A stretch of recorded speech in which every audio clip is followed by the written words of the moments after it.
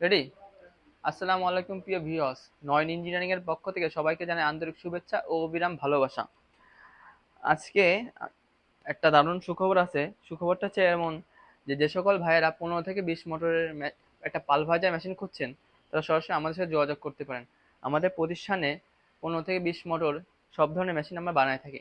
এই যে এই মেশিনটা দেখতে পাচ্ছেন, এই মেশিনটা আমাদের 20 মোটর দিয়ে চালিত হবে, ঠিক আছে? এবং কি আমরা 30 মোটরের মেশিন বানাই, 40 থেকে 50 মোটরের মেশিন বানাই।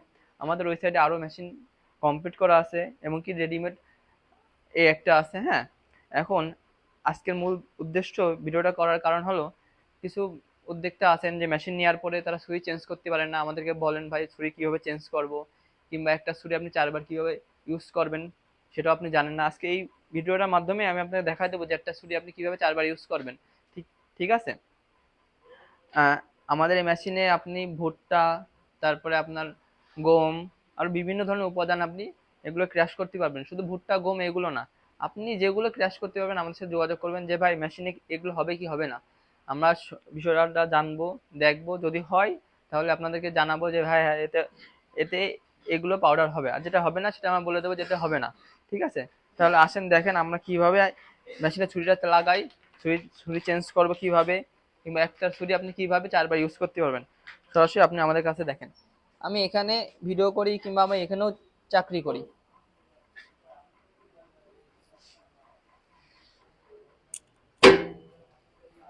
এই মেশিনের সাথে আমরা সাইক্লোন, পাইপ, এই যে হপার, ঠিক আছে, এগুলো তো দেবই।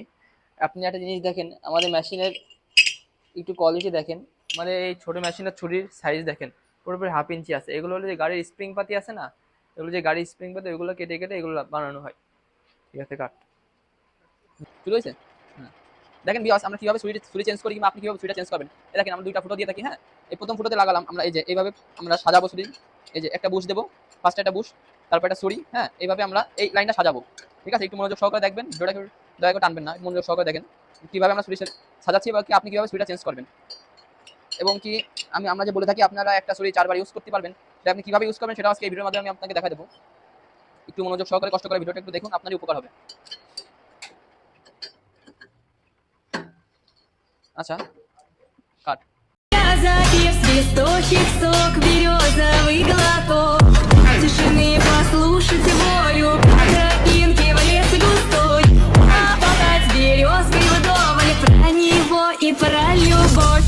Матушка,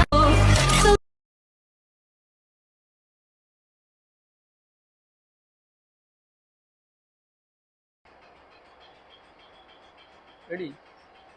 হ্যাঁ বিয়স, যখন দেখলেন আমরা এইটা এইভাবে সেটিং করলাম। হ্যাঁ, এর পরের লাইন, এই লাইনটা বাদ তার এই পরের লাইনটা আপনি কিভাবে সুই লাগাবেন আমি এটাও শিখাই দিই।